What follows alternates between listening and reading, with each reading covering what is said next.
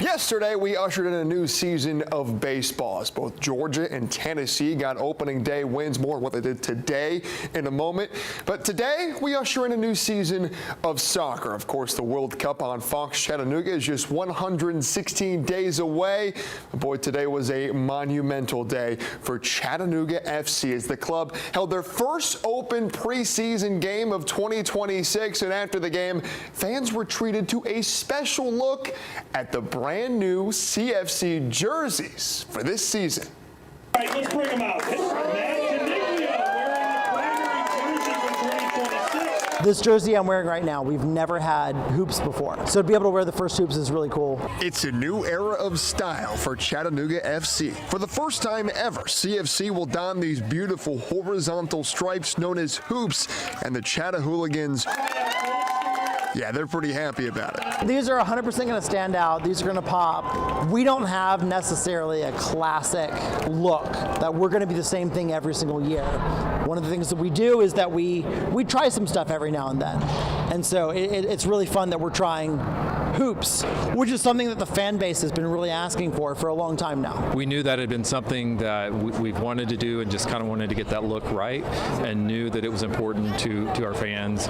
And our creative director had a great vision on getting that look over the finish line. In addition to the new uniforms, which include these new light blue, black, and the yellow goalkeeper jerseys, CFC has announced a multi-year front of kit partnership with Erlanger. It's about community, it's about people. Erlanger brand right across the front, horizontal, just everything tied together. For us internally to have seen this through countless versions, inside and the renderings and the photography, and to see everybody's faces as they saw it for the first time was just super rewarding for the team that put it together. Lines of people purchasing it, partners are all happy with it, the fans are happy with it, the supporters are. So it's a great CFC day, to start the season. The partners love it, the fans love it, the team loves it, and most importantly, CFC star keeper Eldin Jakupovic loves it. That's a nice one. The new jerseys with the hoops will officially be debuted for the season opener on March 1st. As for the action on the pitch today, Knoxville and CFC, the Tennessee River showdown in a preseason battle.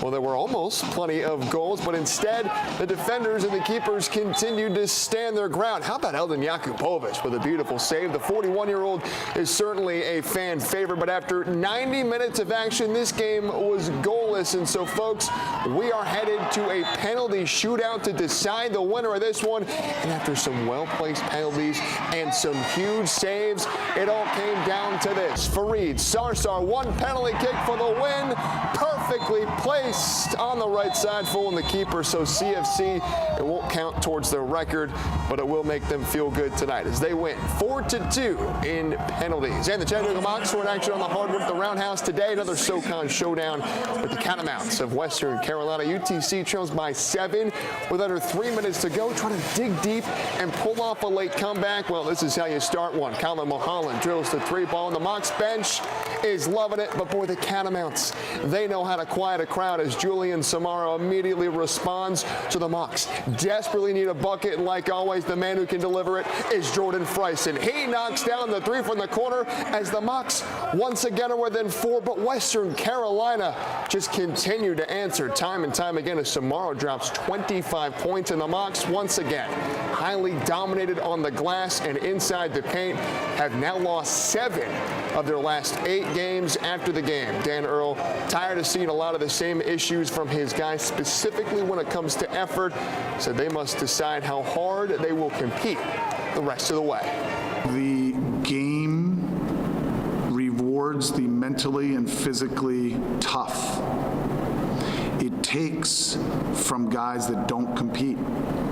So we have decisions to make, each and every guy. And they wake up tomorrow or watch film on Monday, whatever, and decide like, hey, I need to look in the mirror and be more competitive to a person. We got a chance to still do some things.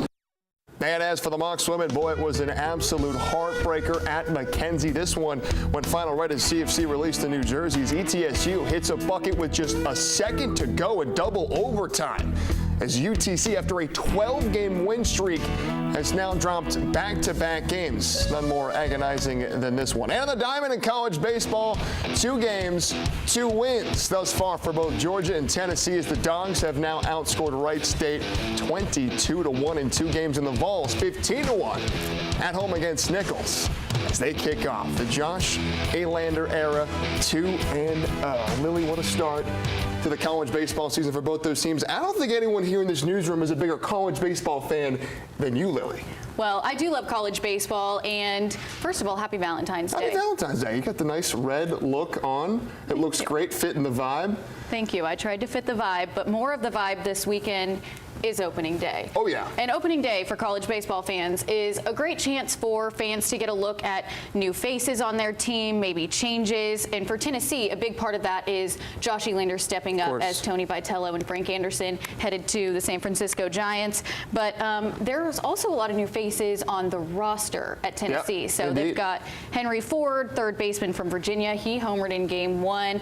2 of their starters today, their starting pitchers today, were transfers. Blaine Brown had 2 home runs. So there's one other transfer, though, that I want to talk about that you're pretty familiar with. Absolutely. Tyler Myatt, JUCO superstar. I got a chance to cover him when I was in Grand Junction, Colorado, the last 2.5 years at the JUCO World Series. He led JUCO in hits, batting average, and home runs, Lily. Dominant, and he's already working so far with the Vols. Yeah, that's really exciting. I think there's a lot to be excited about with this Tennessee Vols roster.